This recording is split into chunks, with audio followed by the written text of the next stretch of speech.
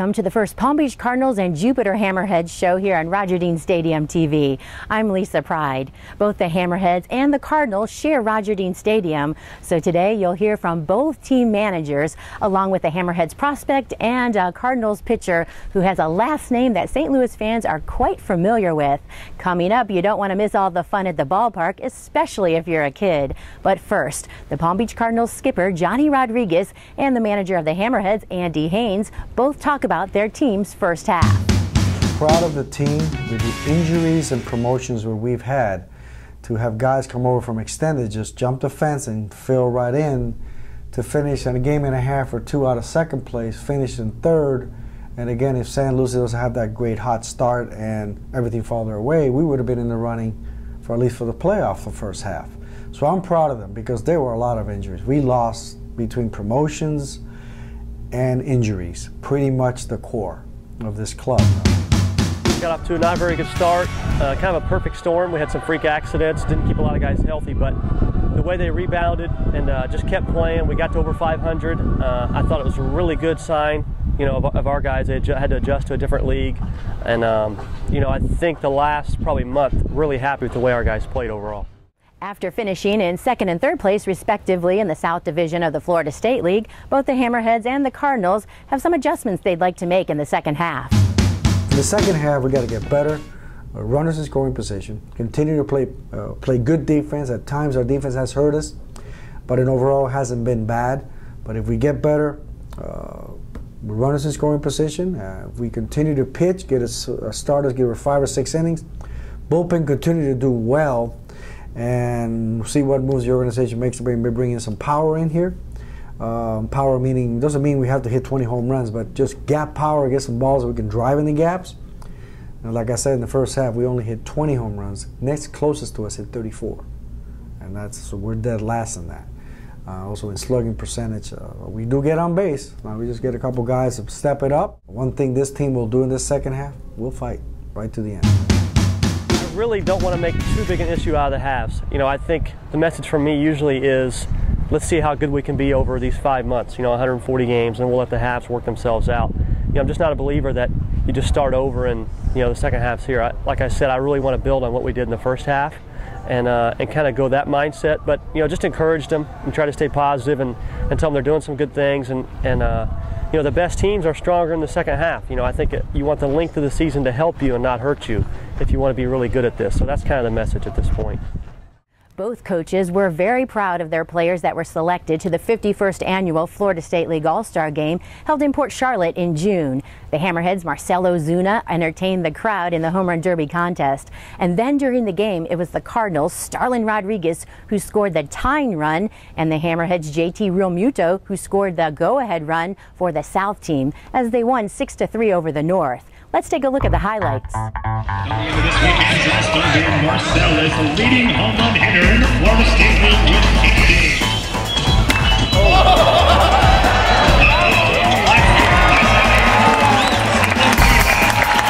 I feel happy for the fans, you know, they pay for that, for watch you us, you know.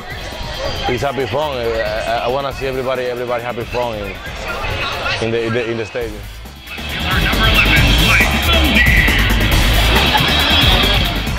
Such a great honor. There's a lot of great ball players around this league, and just to be named a starter in one of them, and it's something special.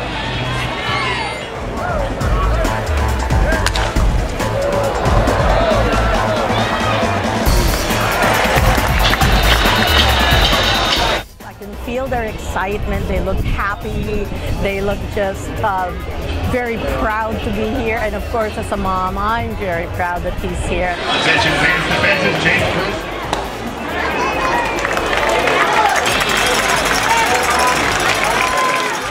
It's always a good feeling, you know, be selected, play with all the guys that are the best on their teams and the ones that you can't get out during the season. So it's definitely an honor.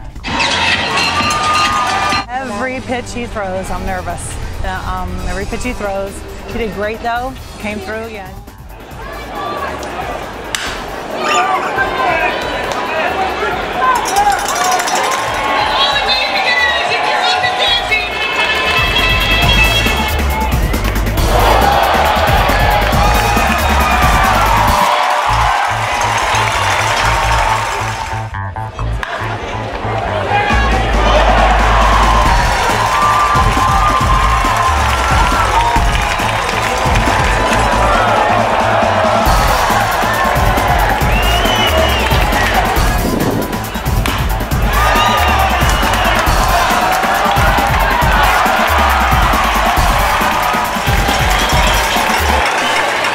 it's awesome. It's a dream come true just to be able to come here and play this game with all these great players and to pull out a win. That's even better.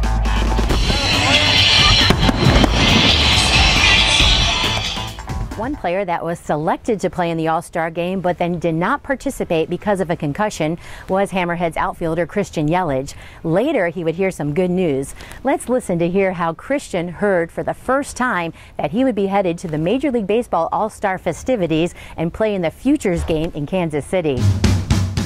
I got a text from Andy. He said, give me a call. And so I gave him a call, and he told me that I made the Futures game, and good luck, and it's an honor and stuff like that. And I grew up watching that game, ever since I could really remember, and always wanted to play in it.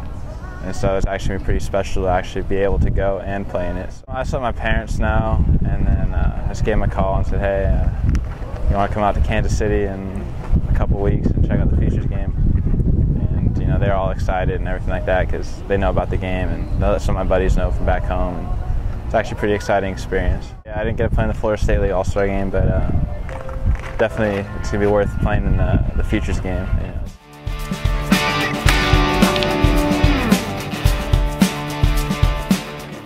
Growing up, everyone's always pretty good. You're just as good as most of your friends are.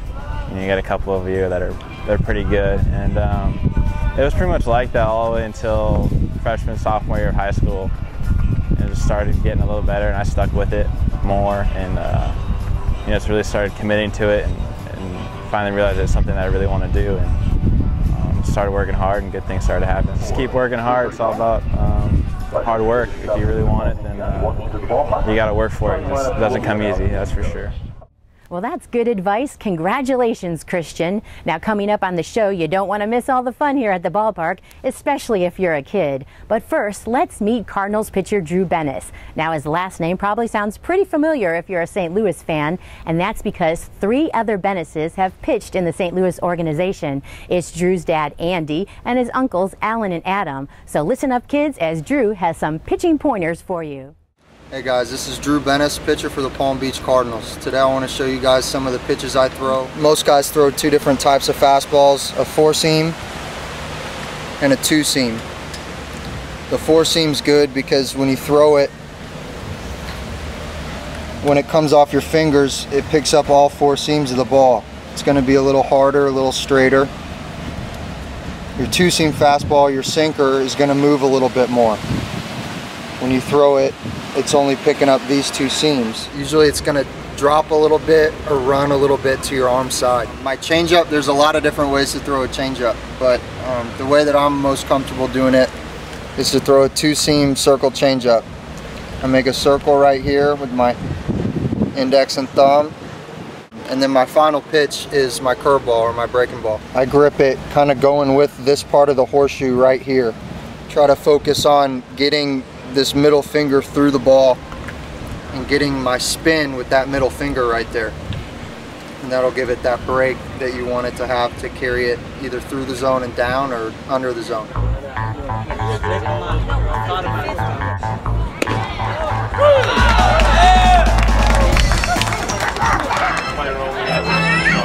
Did anyone in particular show you any of your pitches?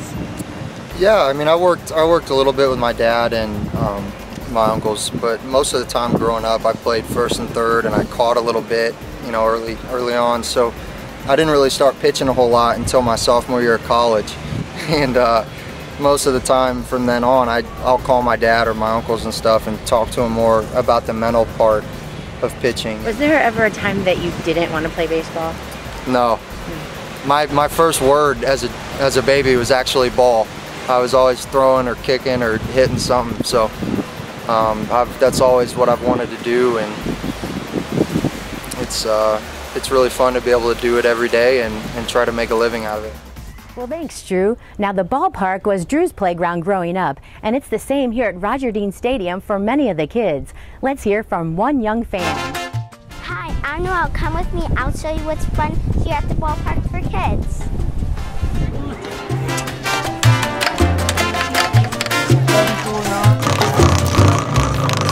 Sunday's family day, and kids get to get in free. Thank you. And on Sundays, you get to play catch on the field and run the bases like a real baseball player.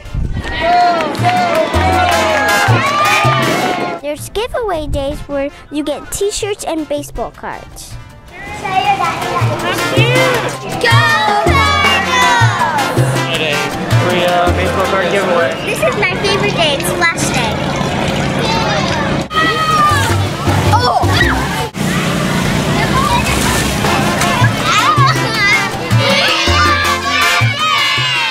Tuesdays are not whole gang nights. You get free t-shirts like this if you're part of the club. You also get free food, a free hot dog, and a free drink. The games are my favorite. Check this out. I did it.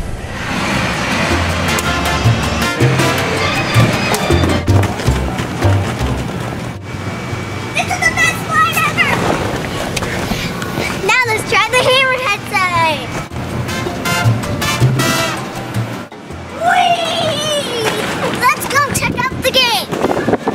Everybody, you know?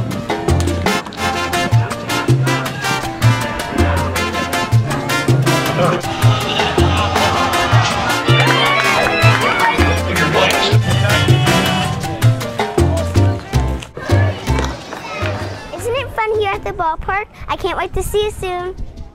Well, thanks, Noel. There's so much fun here at the ballpark. And in July, there's more. There's another Super Splash Recreation Day, more movies in the outfield, and you can even bring your dog to the baseball park.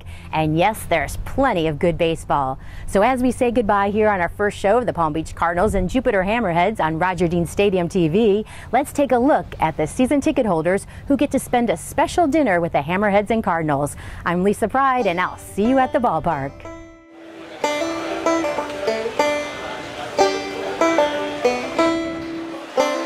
This is our diehards, and we appreciate you coming to all the games. I see a lot of familiar faces. Quite a first half.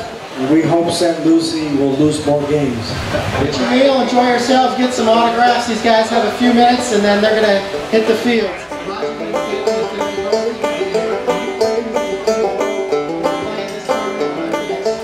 We love the minor league teams.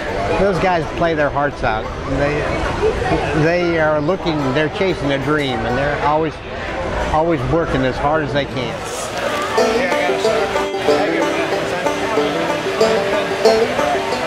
I love baseball. I have a passion for baseball, and I've seen so many of these players come up and then finally make it to the big time. You know, and it's really neat to see the young guys come in and really have a chance to develop and move up to the big team. I eat and I watch the game. My favorite player is number 8. Go Hammerhead! It's very inexpensive, the tickets, especially season ticket holders. The cost per year is minimal. You get really close to the action. You actually talk to the players and the managers from the seats that I have, and you can almost be part of the game. You know, when the Cardinals are playing someone else, I root for the Cardinals. When the Hammerheads are playing someone else, I root for them. And when they're playing each other, I root for the team that wins.